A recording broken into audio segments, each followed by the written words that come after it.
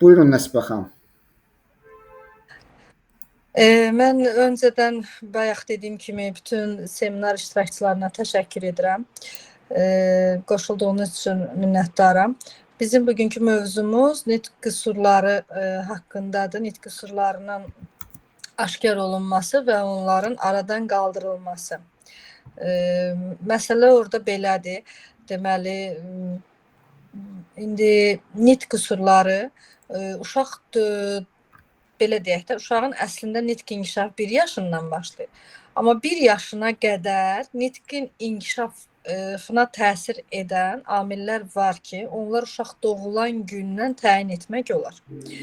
Təcrübəmə əsasən deyə bilərəm ki, son dövrlərdə hətta çox da uzağa getməyə 1 ay bundan öncə mənim hətta 2 aylıq pasiyentim var idi. Düzdür, hərçənd ki, ilk əvvəl valideynlərə biraz gülməli göründü ki, pediatr onları niyə mənim yanıma göndərib? Yəni, uşaq 2 aylıqdır, orada defektolog nə edəcək? Amma bizim 3-4 keçdiyimiz məşğələdən sonra artıq onlara aydın oldu ki, bəli, defektolog çox şey edə bilər və vaxtında aşkar olunmuş nitq qüsuru, vaxtında aşkar olunmuş uşağın inkişaf prosesi, belə deyək, psixi halı onun gələcəkdə nitqinə birbaşa təsir edən amildir. Bunu vaxtında aşkar etmək lazımdır. Dediyim kimi, uşaq doğulan andan buna diqqət edib anlamaq olar. Nitq qüsurları əslində 2 hissəyə ayırmaq olur. Hansı ki, biri orqanikdir, bir də funksionaldır. Funksional qüsur odur ki, periferik nitq orqanları və beyin qabığının anatomik quruluşu normaldır. Orada heç bir dəyişiklik baş verməyibdir. Heç bir fəaliyyəti pozulmamışdır. Bu periferik nitq qüsurlardır. Orqanik nitq qüsurları isə periferik nitq orqanlarının və ya beyin qabığının anatomik quruluşunun pozulmasıdır. Bu baş verə bilər müxtəlif səbəblərdən. Məncə keçən dəfə də bunun haqqında məlumat vermişdik. Uşağın deməli ana bətninə düşdüyü andan etibarən keçdiyi bir hamiləlik dövrü, keçdiyi bir yol onun birbaşa gələcək inkişafına təsir edir. Ananın keçdiyi həyat tərzi, hətta vaxtında yatıb durması, hətta vaxtında düzgün qidalanması, hətta belə deyək, keçirdiyi həyat tərzi, yediyi qida, bütün rutinlərə əməl edib etməməsi, bunların hamısının təsiri vardır uşağın gələcək inkişafında və nitq inkişafında. Bəzi nitq qüsurları var ki, hətta onları ana bətnində də aşkar etmək olur. Bunlar daha çox damaq, dodaq yarıqları ilə bağlı olan bir qüsurlardır. Nitq qüsurlarını təsnifat edəndə onları bu cür təsnifat etmək olur ki, nitq tamamilə yoxdur və yaxud qüsurludur və yaxud sonradan itirilibdir. Bu cür təsnifat etmək olar. Tamamilə yoxdur nitq qüsurlarına aiddir. Deməli, 4-cü dərəcəli ağır eşitmə, 4-cü dərəcəli ağır eşitmə, anartriya, bir də alaliya. Alaliya özü də sensor və motor alaliya kimi təsnif olunur. Nitq qüsurları sonradan itirilibsə, bu zaman burada biz qeyd edə bilərik afaziyanı. Bunlara daha çox rast gəlinir böyüklərdə. Normal nitqin sonradan itirilməsidir. Və qeyd edə bilərik mutizm, bu daha çox psixoloji bir haldır, uşağın psixologiyasına bağlı bir məsələdir. Amma qüsurludur, burada daxildir ağır eşitmə. Ağır eşitmənin 1-ci, 2-ci, 3-cü dərəcələri var. Laqonevroz, bura aiddir kəkələmə, bradilaliya, taxilaliya. Kəkələməni hamımızın bildiyi, daha çox rast gəldiyi bir nitq qüsurudur. Uşağın nitq aparatının qıc olması. Taxilaliya isə uşağın nitqinin tez-tez, yəni uşaq danışır, amma tez-tez danışır. Bu cür təsnif olunur. Bradilaliya isə nitqin yavaş, tempinin yavaşlamasıdır. Nitq qüsurlarına, deməli, qüsurludur olan hissəyə həm də aiddir dislaliya, bu da mexaniki və funksional olur. Dislaliya daha çox yenə rast gəldiyimiz uşaqların hər hansı bir hərfi və yaxud hərfləri düzgün tələffüz etməməsi. Bu proses də əslində uşaqların hərfləri düzgün ifadə etməsi 5 yaşına qədər bitməlidir. Əgər 5 yaşına qədər uşaqlarda bütün hərflərin deyilişi, qrammatik belə deyək də deyilişi, səslənməsi düzgün formalaşmayıbsa 5 yaşından sonra bunu da aradan qaldırmaq olur. Və aiddir bura rinalaliya. Bayaq dediyim kimi bəzən rinalaliyanı bəzən hətta hamiləlik dövrü UZI vasitəsilə də rastlaşıb görmək olur. Bura aiddir daha çox dovşan dodaq, damaq yarıqları, bu rinalaliyanı da qapalı və açıq rinalaliya kimi təsnif etmək olur. Bir də ümumi nitq geriliyi, bu da əqli geri olan uşaqların nitqinin geri olmasıdır. Bu da birinci, ikinci, üçüncü dərəcə kimi təsnif olunur. Demək, bunların aşkarlanması haqqında istəyirəm məlumat verim. İlk danışanda sizə dediyim kimi, bunların aşkarlanması hətta ilk uşağın anadan olduğu gündən başlaya bilər.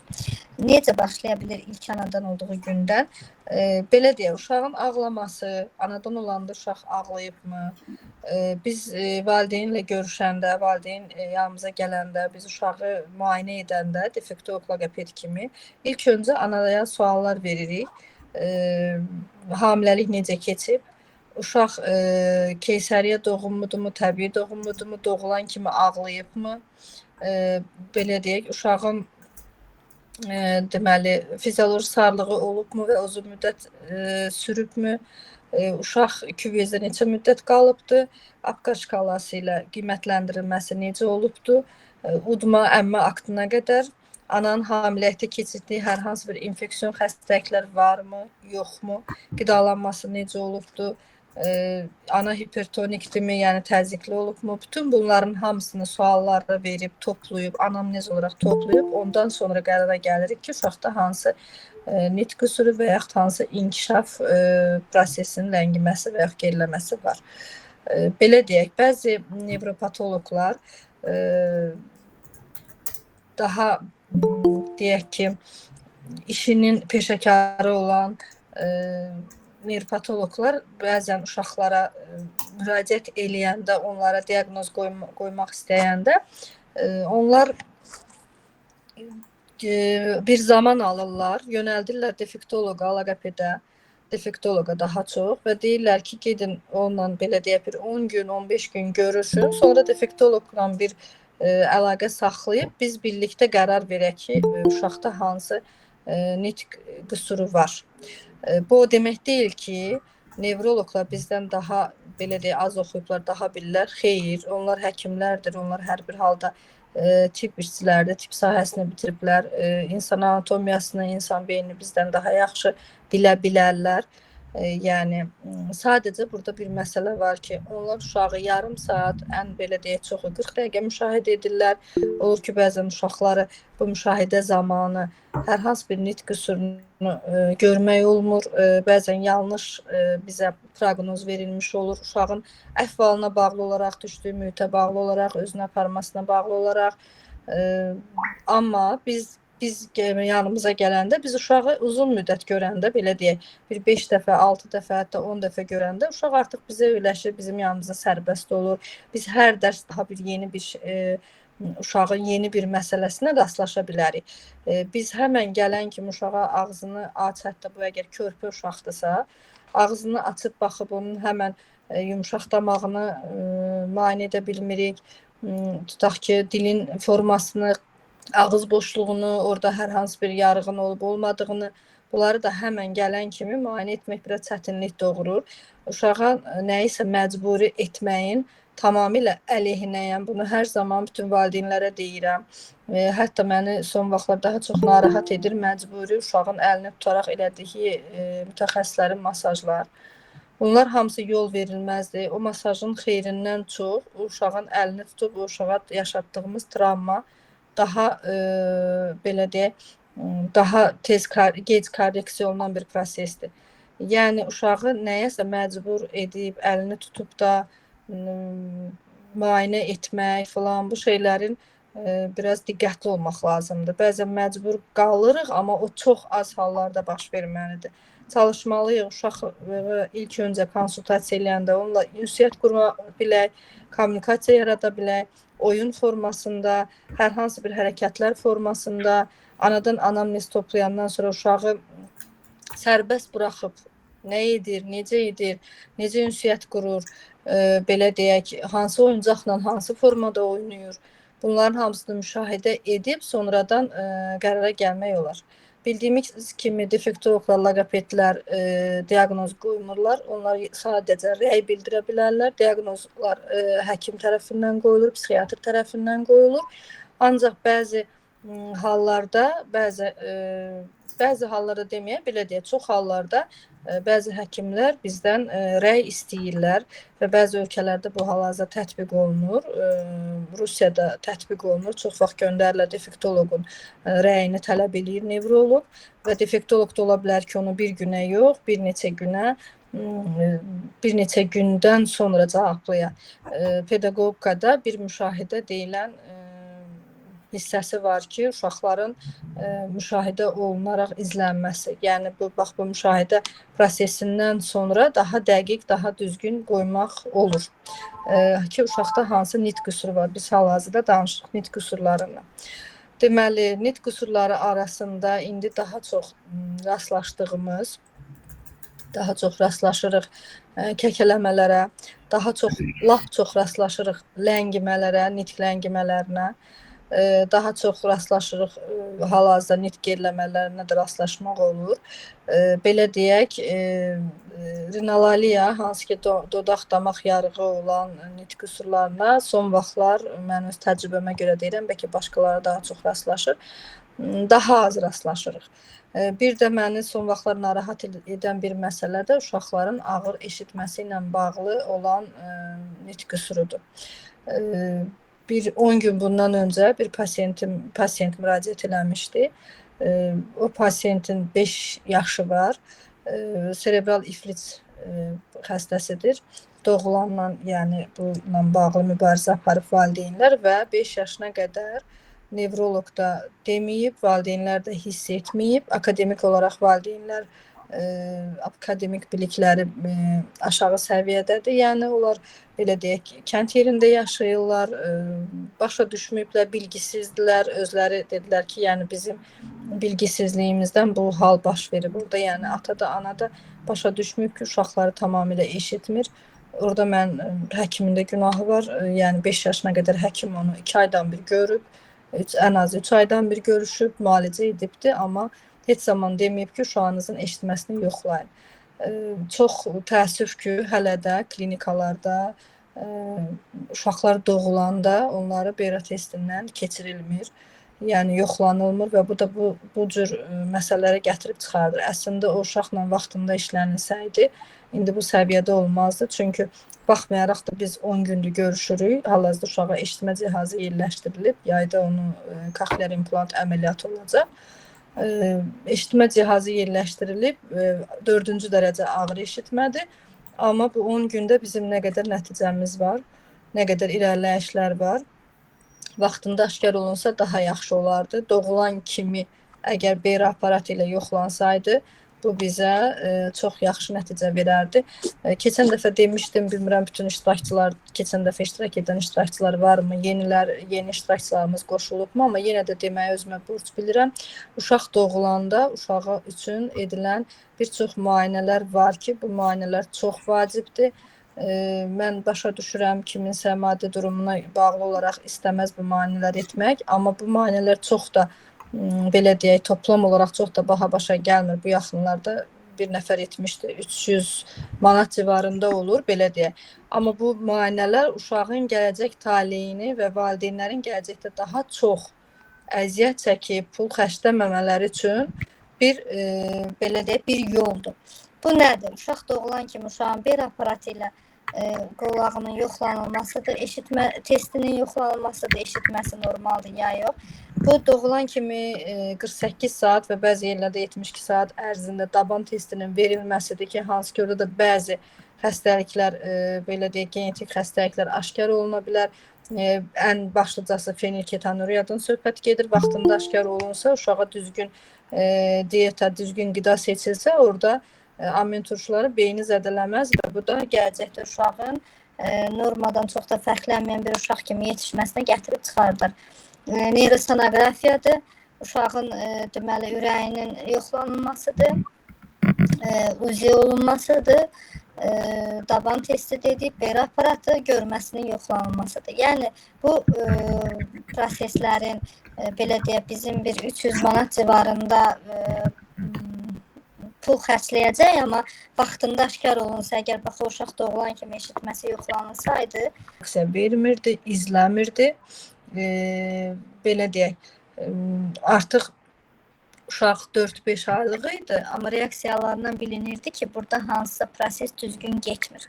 Dediyim kimi, əgər doğulanda aşkarlansa ki, belə deyək, görmədə problem var, eşitmədə problem var, biz onun tədbirini görürük. Yox, əgər eşitmədə, görmədə hər hansı bir problemimiz yoxdursa və uşaq izləmirsə, reaksiyaları zəifdirsə, onunla defektolog, logoped, defektoloji iş aparsa, korreksiya işi aparsa,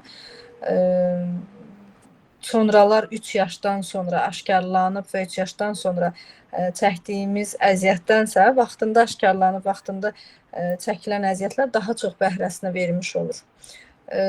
Buna görə də çox istərdim ki, valideynlər maariflənsinlər, daha diqqətli olsunlar.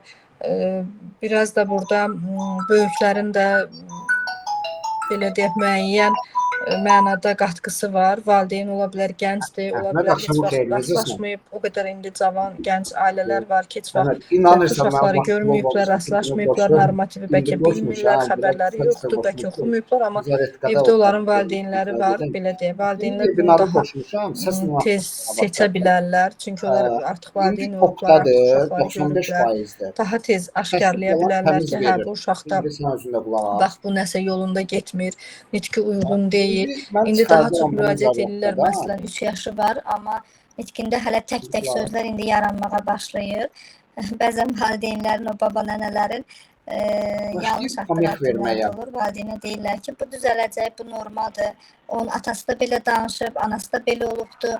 Amma necə düzələcək? Mən deyirəm valideynlərə ki, bəli, ola bilir ki, siz heç bir mütəxəssisə müraciət etmədən uşağınız 5-6 yaşına çatanda danışır, cümlə qurur, sizə fikrini ifadə edə bilir. Amma bu məsələlər axı 3 yaşında artıq baş verməlidir. Artıq 3 yaşında uşaq getdiyi yer haqqında məlumat verə bilməlidir ki, hə, mən bugün getmişdim, filan kəsi gördüm, orada bu var idi, o var idi, bunu belə atdım, bunu belə oynadım.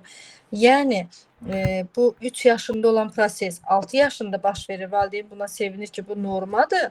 Amma valideyn düşünmür ki, gələcək etaplarda uşağın 8 yaşı, 10 yaşı, 12 yaşı yeniyetmə dövrünə çatanda belə və yaxud böyüyəndə belə bu hər zaman özünü göstərib biruzə verəcək. Yəni, ola bilməz ki, bu hardasa biruzə verməsin.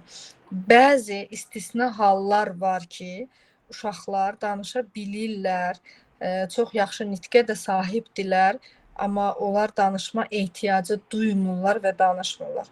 Bu uşaqlarla da rastlaşmaq olur və o uşaqlar gələcəkdə daha çox psixi hal yaşayan uşaqlardılar. Daha çox psixi hal yaşayırlar. Bu zaman psixoloqa müraciət etmək daha düzgün olar.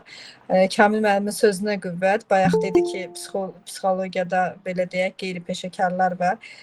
Bizim cəmiyyət bəzən düşünür ki, psixoloq oturub söhbət etməkdən ibarətdir. Bizim cəmiyyət düşünür ki, hətta mənim yanıma gələn pasiyentlə mən oturub orada hər hansı bir iş görürəm. Deyək ki, adi bir puzzle yığırıq. Valideyn kənardan baxır. Bəzən də baxıram ki, belə ironiya ilə gülür ki, hə, puzzle yığırsınız da, bunu evdə biz də yığa bilirik. Uşağım bilir bunu. Amma valideyn başa düşmür ki, mən puzzle yığanda orada nəyi müşahidə edirəm, mən nəyi görmək istəyirəm, uşaq puzzle necə yığır, hansı formada yığır, əzbərdən mi yığır, artıq bilir ki, orada söhbət nədən gedir, ona görə yığır, qavrayır, yığırmı, puzzle-ın belə deyək də, onlar xırda bir məsələlərdir, amma çox vacibdir. Puzzle-ın çıxıntısı bu formadadır, onu ora bu formada salmaq istəyirəm, yoxsa qaldırıb üstünə qoymaq istəyirəm. Bunların hamısının çox böyük əhəmiyyəti var, amma onlara bizim gördüyümüz iş kənardan oyun kimi görünür və yaxud da bəzən məndən psixoloq soruşanda ki, bizi bir psixoloqa yönəlt, inciməsin sözümdən psixoloqlar, Kamil müəllim də yəqin inciməz. Mən deyirəm ki, siz elə bir psixoloq tapın ki, o sizlə söhbət etməsin də və onun terapiyası olsun. Söhbət etmək lazımdır, başqa bir şeydir. Terapiyası olan psixoloq tapın. O hansı ki, belə deyək, qeyri-peşəkar psixoloqun apardığı işi mən defektoloq olaraq korreksiyaçı təlimi üzrə oxuyan, pedaqoqanı oxuyan mütəxəssislər Kamil müəllim təsdiqləyər. 5 il psixologiya keçirlər, psixologiyadan imtahan verirlər, zachot verirlər, belə deyək. O işi biz də görə bilirik, biz də o mahiyyətini bilirik. Amma psixoloqların gördüyü, psixoloqların oxuduğu, təlim aldığı xüsusi terapiyalar var ki, onu biz bilmirik. O çox dərin bir sahədir, o çox dərin bir hissədir. Yəni o terapiyaya sahib olan psixoloqla rastlaşmaq o tamam başqa bir şeydir. Yəni o dediyim kimi o yüngül oturub o elədiyi şeyləri onu zaten biz də eləyə bilirik. Çox istərdim ki, defektoloqlar uşaqları qarşılarına alanda, işləməyə başlayanda əgər hiss edirlərsə ki, bu uşaq doğrudan da terapiyası olan psixoloqa ehtiyacı var, mütləq onu yönəltsinlər. Mən düşünürəm ki, yaxşı mütəxəssis düşünməz ki, mən itirə bilərəm pasiyenti. Düşünməlidir ki, mən necə edim ki, bu pasiyent yaxşı olsun, razı qalsın və belə deyək, öz tapsın, inkişaf yolunu tapsın, biz ona sevinirik, ona çalışırıq. Mənlə davam etməsin, getsin ona lazım olan mütəxəssislə davam etsin. O məsələ deyil. Əsas məsələ onun hal-hazırda olan psixi və nitq qüsurunun aradan qaldırılmasıdır. O daha vacib məsələdir. Yəni buna da diqqətli olmaq lazımdır. Siz hansı nitq qüsuru ilə bağlı ola bilər mən nəyisə belə üstündən keçdim, nəyisə unutdum, nəyisə haqqında danışmadım. Onu da vurğulayım ki, mən bu bütün danışdıqlarım çalışdım, loru dildə çalışdım, daha çox təcrübəmdə rastlaşdığım formada izah edim. Çünki burada hər kəs defektolog, loqoped deyil. Mən biraz onu anatomik quruluşunu, biraz onu dərin başqa elmi, tibbi tərəfdən danışsam, biraz o kitab cümlələri ilə düşünürəm ki, faydalı olmaz. Çalışıram ki, elə dildə, elə tərzdə, təcrübəyə əsasən elə formada danışım ki, hər kəsə aydın olsun. Yəni nitqin bir də nitq qüsurlarının aradan qaldırılması zamanı loqopedlərin atdığı böyük bir səhv də var. Onu da qeyd etmək istəyirəm. Çatan kimi uşağın qarşısına kart qoyub alma, armud, banan eyni sözü nə qədər demək, nə qədər təkrarlamaq, piramida yığmaq, belə deyək, seqin cədvəli yığmaq, bunu nə qədər etmək lazımdır, edirlər. Yəni bunlar da yanlışdır, tamamilə yanlışdır. Biz uşağın inkişafına baxıb, söhbət gedir 4 yaşına, 3 yaşına qədər uşaqlarda. Uşağın inkişafına baxıb, onun inkişafını düzgün dəyərləndirsək, uşağın inkişafı düzgün gedibsə, bütün etapları normal keçirsə, ondan sonra biz o kartlar üzərinə, kartlarla işləmək lazımdır. Amma nə zaman, çatan kimi mi?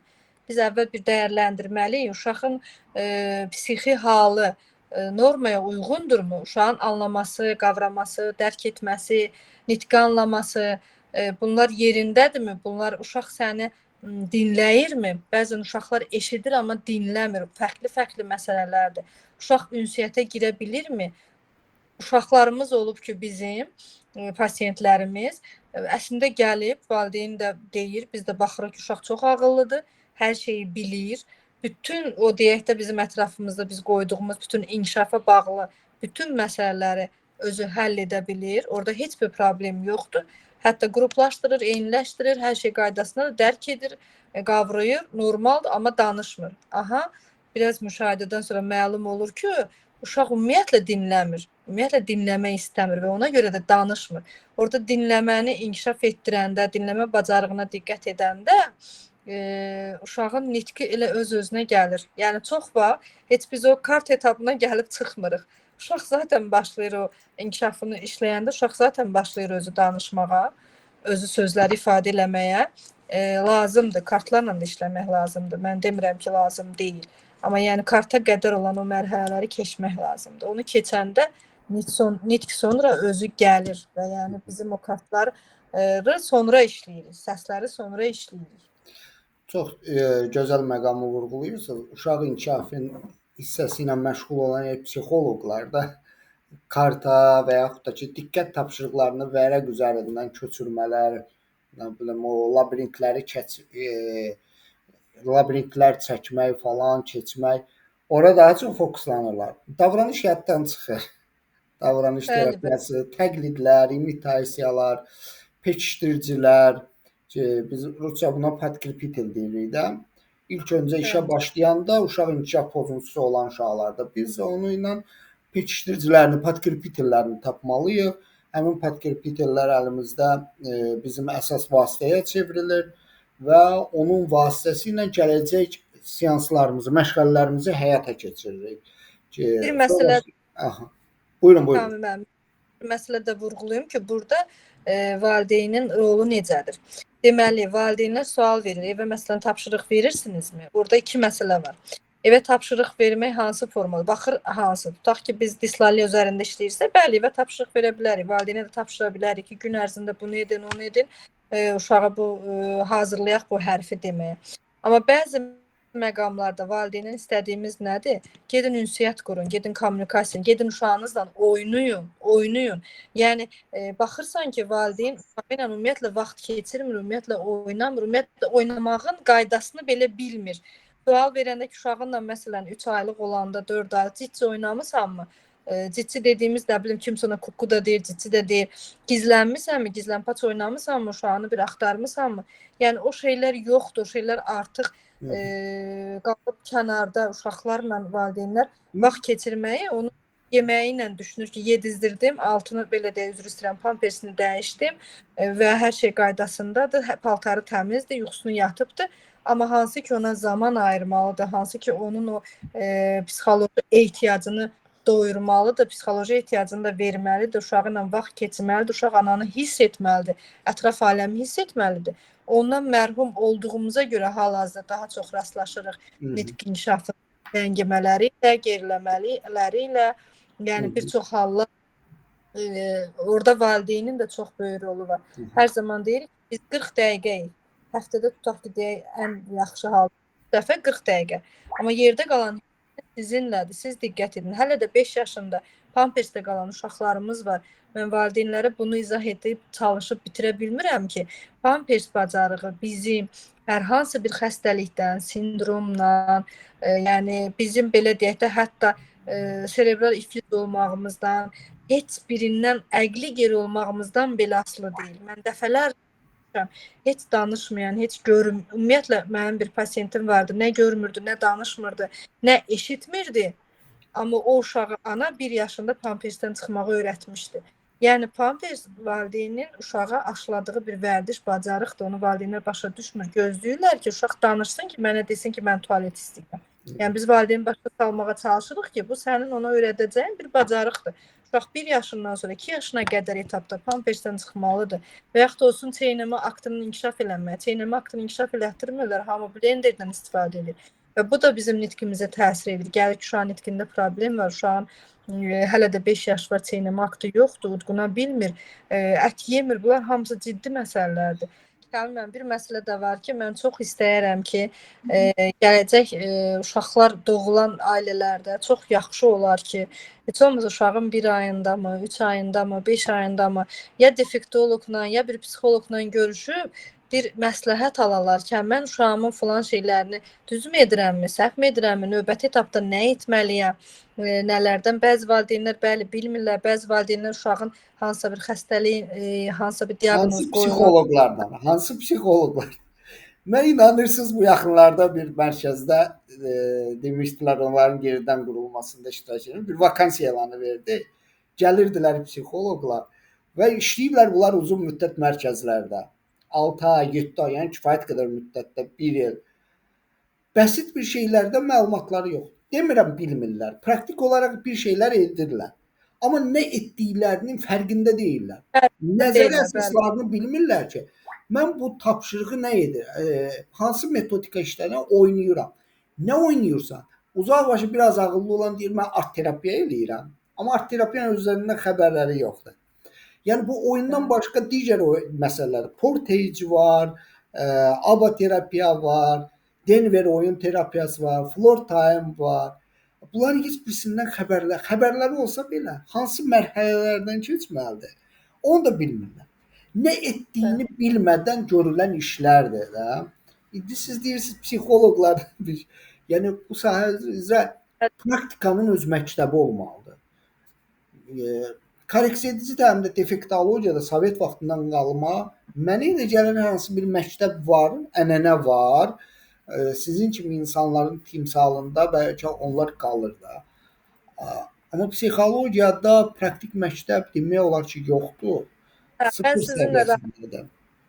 deyəm ki, doğrudan indi hal-hazırda haqlarına girmək defektologiya korreksiya edici təlim fakültəsində yetişən çox gözəl mütəxəssislərə daha çox rast gəlmək olur. Yəni defektoloq loqopedlər arasında belə deyək də bir 60-70% doğrudan vəzifəsini düzgün yerinə yetirən mütəxəssislər daha çoxdur. Nəinki bu psixologiya toplumunun arasında daha azdır. Bilirsiniz səbəbi nədir? Bilirsiniz səbəbi nədir? Loqopediya bir addım qabaqdadır psixologiyada, peşəkarlıq baxımından. Çünki bir müddət dönəm olub Sovetlər dönəmində. Loqopediya tibb universitetində olub. Bəli, bəli. Müəyyən bir müddətdir, kəsimidir. Mən indi dəqiq deyə bilmərəm. Həmin müddət dövründə loqopediya tibb universitetində olub və tibb universitetində təhsil bir qədər fərqlidir. Orada bir qədər ciddi, məsuliyyətli yanaşılır. Orada orqanizmlə işlənilir. Bəli. Tamam bir bilik səviyyəsi tələb olunur orada. Məsələ də var, onu da vurğulayım ki, defektologiya fakültəsi loqopediya sırf deməli ştat olaraq, sahə olaraq neçə illər əvvəldən hər zaman Səhiyyə Nazirliyində olub, var. Hər bir klinikanın, poliklinikanın tərkibində bir loqoped olubdu. Sahədə yerləşən uşaq sayına görə, hətta bu əhali sayına görə, hətta bu 2-3 nəfərə də çatıbdı. Bunun özü də çox böyük məsuliyyətdir. Mən özüm neçə ildir artıq həm klinikada çalışıram, belə deyək. Həm Səhiyyə Nazirliyinin nəzdində yerləşən psixonevroloji uşaq evində çalışıram. Yəni bunun hər ikisi birbaşa Səhiyyə Nazirliyinə baxır və biz həkimlərlə çiyin-çiyinə çalışırıq. Belə deyək, məcburuq anatomiyanı, məcburuq beyni, məcburuq bəzi tibbi məsələləri daha ciddi yanaşaq. Çünki biz onlarla birgə həm onlardan öyrənirik. Onlar hər zaman bizim yanımızda olurlar. Mərkəzdən fərqli olaraq bizim yanımızda olurlar. Nevroloq yanımızda olur, psixiatr yanımızda olur. Adi psixonevroloji uşaq evinin özündə hər həftə konsulum keçirilir. Uşaqların qəbul zamanı orada ən azı iki həkim, həm psixoloq, həm loqoped, həm pedaqoq hamı əyləşib konsulum olunub. Ondan sonra o uşağa diaqnoz qoyulub, birbaşa qərar çıxarılmır. Yəni bir müşahidə olunur, hər kəs öz fikrini söylür və bu şeylərdə bizim inkişafımızda çox böyük rolu var. Süper. Bir var ki, kimi həkimlərlə çalışmaq, çiyin-çiyinə. Mən xatırlayıram 14 il, 13 il bundan qabaq ilk klinikada işə başlayanda bir ay sonra orada bizdən çıxış tələb etmişlər, məruzəmiz olmuşdu. Çıxıb çıxış etməkdə çox çətinlik çəkmişdim ki, mən həkimlərin qarşısına çıxış edirəm. Onlar bizdən daha bilikli, daha uzun müddət təhsil almış, daha insan orqanizmasından xəbəri olan bir sahədir. Və ona görə də uzun müddət o anatomiyanı, uzun müddət o tibbi tərəflərini çox araşdırmışdım. Yəni bu həqiqətən də kömək edir ki, bizim o işimizdə, biz gördüyümüz işin o siz dediyiniz kimi fərqində olmaq, biz bu işi gördük, beyində nə baş verdi, niyə gördük, nə proses getdi. Yəni bu prosesi başa düşməyimizə daha çox kömək edir. Tövsiyəm odur ki, elə valideynlər də, belə deyəm, mütəxəssislər də, yəni biraz bu məsələlərə ciddi yanaşsınlar. Biz nə qədər ki, maariflənmiş valideynlə rastlaşırıq, doğrudan da maariflənmiş valideyn olanda və işinin peşəsini sevib, düzgün yönəldib, düzgün bilib, yəni qarşımızda savadlı o insanla rastlaşanda çox məmnun oluruq, çox sevinirik.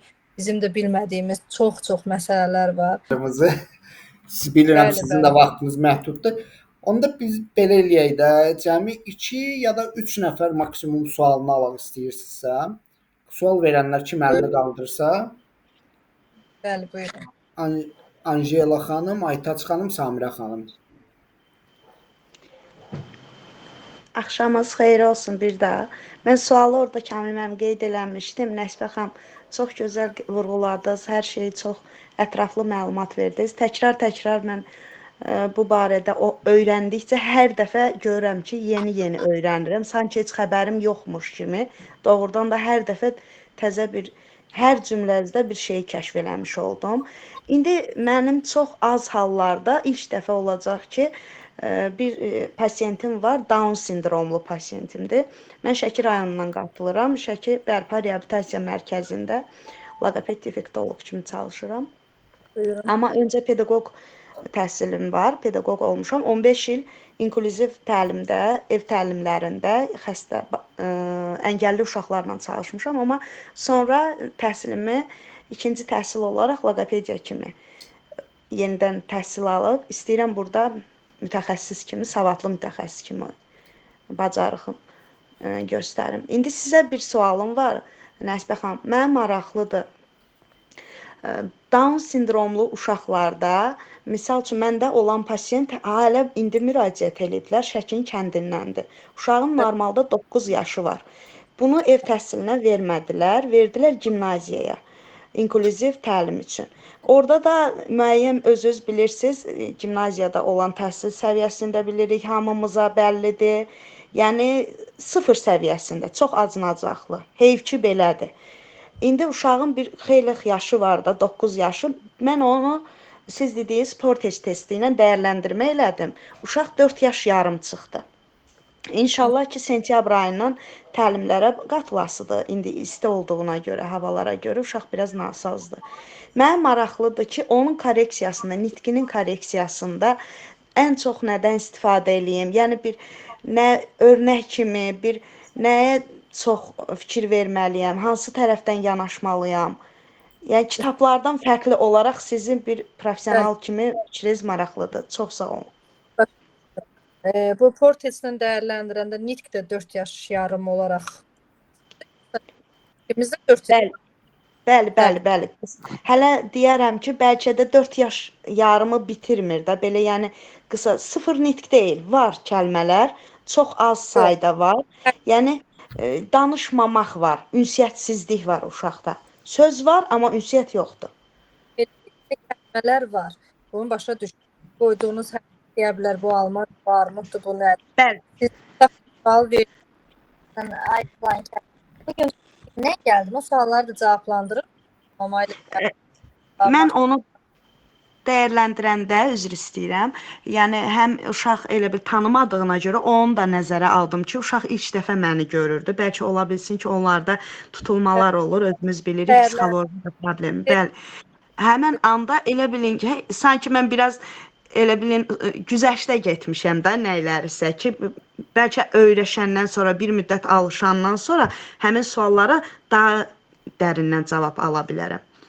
Belə deyək də, əslində Down sindromlu və ünsiyyətli uşağın dəyərləndirilməsi biraz doğru olmayıb. Siz dediniz, əgər o ünsiyyətə girmirsə, ola bilər ki, o bacarıqlarını tam olaraq ortaya qoymasın. Mən valideynlərdən bəzi suallar üzr istəyirəm aldım. Ona dayanaraq deyirəm. Nağıl danışırmı? Mahnı oxuya bilirmi? Xeyr, mahnıya məsəl üçün mən elə həmən suallar musiqiyə reaksiya verir, oynayır, təkrar eləməyə çalışır, təqlidlər var belə. Amma özü danışmır. Yox, o dediyiniz şəkildədirsə, biz onun nitqini 4 yaş yarım kimi qiymətləndirə, dəyərləndirə bilmərik. Siz özünüz də bilirsiniz, nitq mərhələlərində uşaq artıq 2 yaşdan sonra başlayır xırda cümlələr qurmağa və orada tək cümləni qurmaqdan deyil məsələ.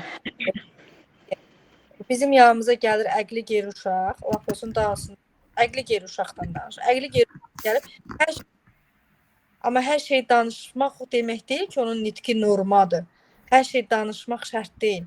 O nitqi situasiya uyğunmu danışır, düzgünmü danışır? Yəni hal-hazırda baş verən sual verdiyimiz sualımı düzgünmü qarşılayırmı? Orada niyyət varmı? Kommunikasiyaya girirmi? Şeir öyrənmə bacarığı varmı? 4 yaş yarımında uşaqlar hal-hazırda belə deyə çox valideynlər onları ümumiyyətlə hazırlığa qoyub məktəbə hazırlayıb göndərirlər. Yəni yanlış da olsa. Yəni bu şeylər yoxdursa, mən düşünmürəm ki, 9 yaşına qədər məşğul olunmayan Down sindromlu uşağın 4 yaş yarım səviyyəsində nitqi olsun. Yəni bunu düşünmürəm. Mən düşünürəm orada daha azdır. 3 yaşlı uşağın artıq belə deyək də Down sindromuna görə dəyərləndirsə bir azı azından götürə bir 1000 sözümüz olmalıdır. Yəni bunlar yoxdursa biz onu qiymətləndirə bilmərik. Bu bir. İkinci, siz də yəni kart üzərindən yox da birinci onunla əlaqə qurmağa çalışmalısınız. O sizə güvənməlidir, o sizi belə deyək sevməlidir. Oyun üzərindən başlayacaqsınız əlaqəyə, belə deyək, ünsiyyətə girməyə, oyunlar üzərindən. Ünsiyyətə girəndən sonra sizə daha çox aydın olacaq ki, hə biz hansı səviyyədə bilirik, bir cümlə qura bilirikmi? İnkişafını ilk gəldiyi günü testlə dəyərləndirmənin biraz əleyhinəyəm. Siz onu bir 10 dərs görüşəndən sonra yenidən dəyərləndirin. Bəlkə də orada daha fərqli bir şeylə rastlaşacaqsınız. Amma Down sindromlu uşaqlarda inkişafı normaya gəlib çatmır. Yəni bunu da biz etiraf etməliyik. Çünki orada bizim bir sindromumuz var. O sindromu əsasən beynimiz normadan inkişaf olaraq da geri qalır. Onların belə deyək də müəyyən bir patoloqu var. O patoloqa mənim Down sindromlu pasientlərim çox olur. Məsələn, onlar hal-hazırda inklüziv məktəbə gedənləri də var, xüsusi məktəbə gedənləri də var. Amma sinifdəki uşaqlardan normativdən fərqlidirlər. Yəni onlar gəlib tam normaya çatmırlar.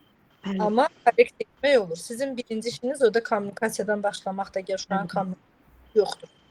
İkinci, baxmalısınız, dərk etmə qavramı hansı səviyyədədir, nitqi anlama hansı səviyyədədir, dinləmə hansı səviyyədədir, diqqət, motorika, Down sindromlarında motorika zəif olur.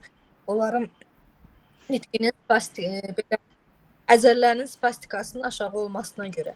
Yəni bu şeyləri dəyərləndirin. Siz öyrəşdikdən sonra loqopedik masaj eləyə bilərsiniz. Bu da çox yaxşı nəticə verir.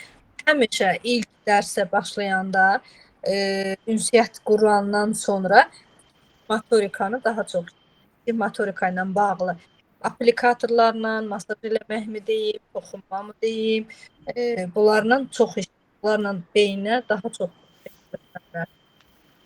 Okey.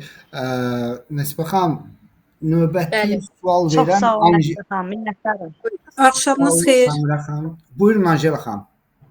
Axşamınız xeyir. Çox sağ olun Kamil müəllim. Nəsibə xanım çox sağ olun. Çox belə gözəl, möhtəşəm təlimə görə təşəkkür edirəm sizi. Bilmirəm nə cür məni eşitmək, yəni eşidilirmi? Bəli, bəli, bəli. Aha, mən özüm həkiməm, sığınacaqda işləyirəm, Sos uşaq kənd evində işləyirəm. Bizdə, yəni bir də görürsüz ki, çox balaca uşaqlar gələndə belə bir problem olmur, məsəl üçün yaş yarımda. Amma ana, ata itkisi ilə bağlı. Birdən-birə 4-5 yaşlı uşaqlardan söhbət gedir. 3-4-5 yaşlı uşaqlar gələn zamanı böyükləri qoysaq kənarada. Bu valideyn itkisi ilə bağlı bizdə adətən valideynlərdə pis vərdişli valideynlərdir də. İndi mən sadalamaq istəmirəm. Bu uşaqlar bizə gələn zamanı birincisi ya çox qapalı olurlar, danışmaq istəmirlər bir neçə müddət. Yəni mən bilmək istəyərdim ki, bu neçə müddət normal sayılır. Məsəl üçün bizdə bir uşaq gəldi 4 yaşında, bir neçə gün sustu. Yalnız hə, yox. Yəqin ki, mühitə öyrəşənə qədər də, yəni bu uşaqlarda belə bir şey olur. Bir də elə uşaqlar var ki, məsəl üçün tam məktəbə qədərə gedəcək də, skora. Onlarda isə tam danışıq hələm oturulmayıb. To есть necə? R, L, Y, bax belə bir şeylərlə bağlı. Belə uşaqlar, məsəl üçün, başqa vasitə ilə müalicəmi, vitaminlərmi, başqa bir şeylə biz verməliyik bu zaman, yoxsa immunodefektolog məşğul olmalıdır? Deyə bilərsinizmi? Yəni belə deyək, elə ikinci sualdan başlaydım ki, R, L, Y-yə bağlı olaraq. Onu bəli, defektolog işləməlidir, amma 5 yaşına qədər dediyim kimi o hərflərlə bağlı məsələlərə toxunmuruq. Yəni bu norma sayılır. Tamam. Bu düzələ bilər. Bəzən olur ki, biz özümüz də o belə deyə uşaq evində mən özüm də çalışdığıma görə bəzən olur ki, uşağın biz yaşını belə tam olaraq bilmirik ki, onun hal-hazırda tam olaraq neçə yaşı var. Yəni valideynsiz gəlib çatır deyə bəzən o sənəd falan onunla da rastlaşırıq. Yəni onu sırf defektoloq işləməlidir. Amma mən hər zaman vurğulamışam, bir tək defektoloq loqoped, əgər orada problem belə deyək varsa, bir iş görə bilməz. Bir tək nevroloq dərman da yazıb bir iş görə bilməz. Dünyanın heç bir yerində nitqi düzəldən, nitqi açan, nitqi yaxşılaşdıran dərman preparatı yoxdur. Bu bütün yəni hər kəs bunu bilməlidir. Valideynlər hər zaman düşünür ki, apardı. Həkim müalicə yazdısa, siz özünüz də həkimsiniz, bilirsiniz, həkim müalicə bunun nitqi düzələcək. Yəni bu da yanlışdır. Nitqi düzəldən hər hansı dərman Buna görə lap təşəkkür edirəm. Niyə? Məsəl üçün biz gedirik nevropatoloqlara zada, uşaqlara nə bilim beyin, nə bilim dərmanları yazılır. Özü çox ucuz dərmanlar deyil, bahalı siroplardır da, yəqin ki bilirsiniz. İnanırsınız nə qədər verilmişik, doğrudan da heç bir köməyi yoxdur. Yəni heç bir köməyi. Bağlı deyil. O beyin dediyimiz kimi əgər beyinə görə hər hansı bir dərmanlar yazılırsa, o nə zaman yazılır? Tutaq ki, uşağın EEG-si çəkilməyi. Bir də bayaq mən baxın, indi yadıma düşdü, xatırladım, unutdum deyim ki, uşağın EEG-sini də çəkilməyi çox vacib bir şeydir. EEG təhlükəli bir prosedur deyil və onun uşaqlar doğulanda da və yaxud 6 ayında da çəkilməsi çox yaxşı bir haldır, çəkilməlidir. Çox söz deyə bilər, çox şey deyə bilər. Öncədən baş verir. Qıcılmaların qarşısı alına bilər və o EEG zamanı dalğalar, beyin dalğaları var ki, onların da zəif dalğa fonunda nevroloq müəyyən dərmanlar yaza bilər və bunlar və yaxud da həddindən artıq aqressiv özünü göstərən dalğalar var ki, buna da həkimlər vaxtında dərman yazsalar və bu yaxşı nəticə verə bilər. Amma sırf nitqimizə görə yazıla bilən belə bir dərman preparatı yoxdur. Uşağın dərman preparatı qan analizinə uyğun yazıla bilər ki, orada hansı defisitlər var, D vitamin çatışmamazlığı da bizə inkişafımıza çox böyük təsiri var. Dəmir defisiti də indi daha çox rastlaşırıq. Ferritin defisiti ilə bağlı, dəmirlə, D ilə bağlı, yəni bunların da yoxlanılması, kalsiumun, bunların da qanda yoxlanılması və buna uyğun dərmanların təyin edilməsi daha məqsədə uyğun olar. Qaldı ki, o susma məsələsinə o biraz daha çox psixoloji haldır, psixoloji durumdur. O daha çox onunla psixoloqlar işlər aparmalıdır. O uşaqlar bəlli bir çətin bir yol keçirlər və o keçdikləri çətin yola bağlı bu da normal sayılır. Adaptasiya dövrü hər uşağa görə individualdır. Kimsə onu 1 aya keçə bilər, kimsə onu 1 ilə keçə bilər. Kimsə onu hətta 3 ilə keçə bilər, yəni biz bununla rastlaşmışıq. Bizim hətta 1 yaşında, 1 yaş 2 aylıq uşağımız olub ki, onun adaptasiya dövrü 3 il çəkib. 3 il yəni hər dəfə belə deyək, bir proses var da, deyək ki, yuyunmağa gedəndə ağlayırdı. Çünki onun yuyunmağa gedəndə onunla bağlı bir travması var idi. O travmanı biz heç cürə yenə bilmirdik. Bunun üzərində psixoloqlar işləyirdi. Ona lazımdır ki, daha çox psixoloji iş aparılsın, terapiyalar aparılsın, yəni. O zamana keçəcəyi individual məsələdir, yəni tam olaraq bəlli deyil. Ayrıca yemək yeməkdə də onlarda tam öyrəşənə qədər görsə yemək də yemək istəmirlər. Sonra yavaş-yavaş öyrəşirlər elə bir. Başlayırlar yeməyə. Bir məsələni də deyir. Burada tək məsələ onların valideynsiz qalmağına görə deyil.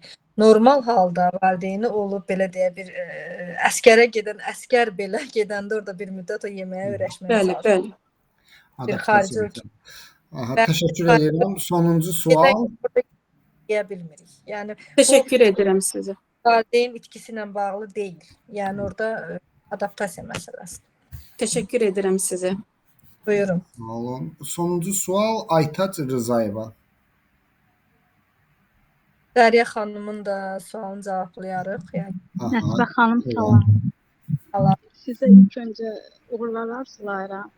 çox sağ Mən olun. bilmək istəyirəm ki, panik atak yaşayan uşaqlar və ya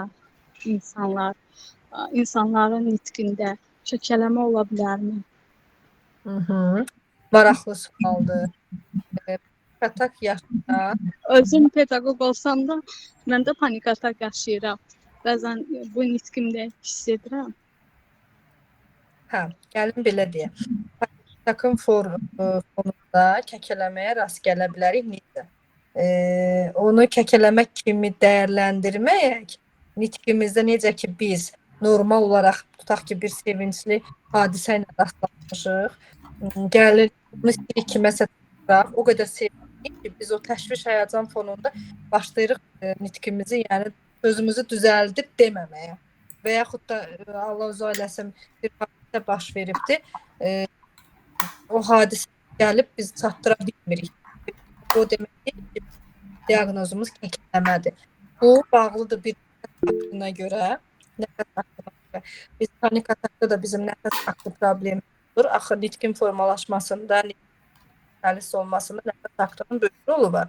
Yəni ona görə. Amma bu o demək deyil ki, diaqnoz olaraq kəkələmədir. Diaqnoz olaraq deyil bu.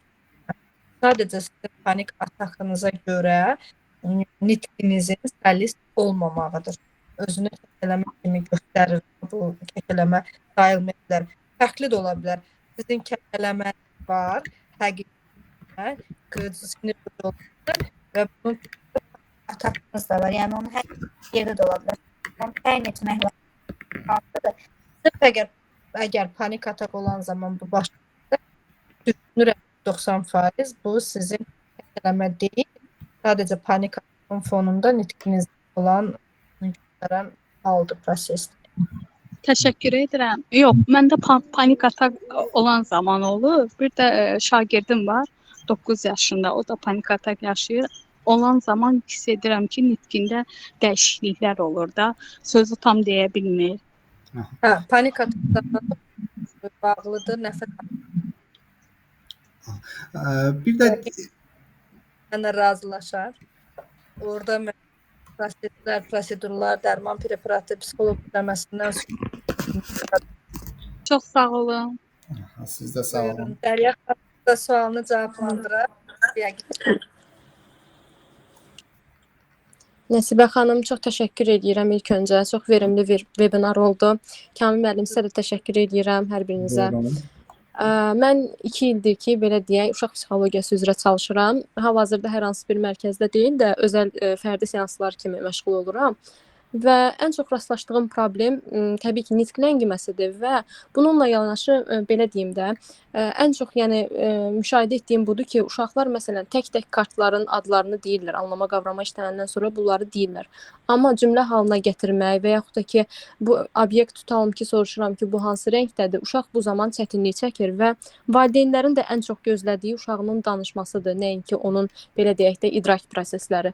Bunu necə sürətləndirmək olar ki, yəni uşaq daha tez anlasın, daha tez danışsın və cümlə halına gətirsin?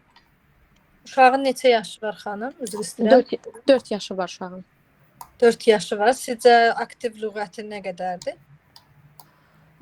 Çox az, 50 təxmini. 50 söz. Hə, 50 sözlə bağlı biz ondan hələ ki belə deyə nitq gözləyə bilərik. Hə, təbii ki, sadəcə belə deyək də, bunun anlama qavramasını hələ ki işləyirik, o davam edir o öz yerində. Amma valideyn ən çox bunu gözləyirdi ya, onu məsələn necə daha sürətləndirmək olar deyə. Valideynə ilk öncə bir şey izah edin ki, əgər 4 ildə 4 ilin deyək ki 1 yaşına qədərini qoyuruq kənara, 1 yaşda başlayır da artıq bizim tək-tək sözlərimiz. Deyək 3 ili. 3 ildə mən ən çox valideynlər bu üzərindən izah eləyəndə biraz başa düşməyə çalışırlar. 3 ildə baş verməyən bir prosesi məndən 3 ayda və yaxud 30 gündə gözləyə bilməzlər. Yəni bunu öncədən deyirik ki, sizin burada gözləntiləriniz, o tüklə deyib bəkləntiləriniz daha çoxdur. Bizim bir sehirli çubuğumuz da yoxdur ki, gələn kimi biz bunu eləyək. Siz biraz bizə zaman verin, anlama qavramanı gətirib o səviyyə çatdıraq ki, uşağın nitqi də özü gəlsin. Əgər uşağın anlaması, qavraması, dərk etməsi aşağı səviyyədədirsə, biz ondan nitqi necə gözləyə bilərik? Belə deyək də, hələ də orada gəl 50 sözdən söhbət gedirsə, 50 söz 1 yaş 6 ay uşağın normativindən də aşağıdır. Yəni, amma uşağınızın 4 yaşı var. Anlama, qavrama, dərk etmənin üzərində işləyin. Bayaq dediyim kimi, kiçik motorikaya üstünlük verin. Baxın, orada ünsiyyət bacarıqları necədir və sizi dinləyirmi? Dinləmə varmı orada? Uşaqlar bayaq da dedim, bəzən dinləmirlər, eşidirlər, amma dinləmirlər. Sizi başa düşürmü? Sizin ifadə etdiyiniz sözləri anlayırmı? Yəni, onlar üzərində işlər aparın. qruplaşdıra bilirmi, eyniləşdirə bilirmi, belə deyək. Adicə bir domino oynaya bilirmi? Domino dediyimiz o uşaqların yaşına uyğun olaraq heyvanların, yəni bunları bir-birinin Bəli, yanına bəli. puzzle yığa bilirmi? Orada bir çox məsələlər, yəni onları edə bilmirsə, biz ondan necə etki gözləyə bilərik və orada 50 söz var. 50 Hə, sözdə onları edə bilir. Onların hamısını edə bilir. Diqqəti də, yəni düzdür, yaşına uyğun deyil, amma yəni müəyyən diqqət çalışmalarını da yerinə yetirir. Komanda anlamı da çox yaxşıdır əslində.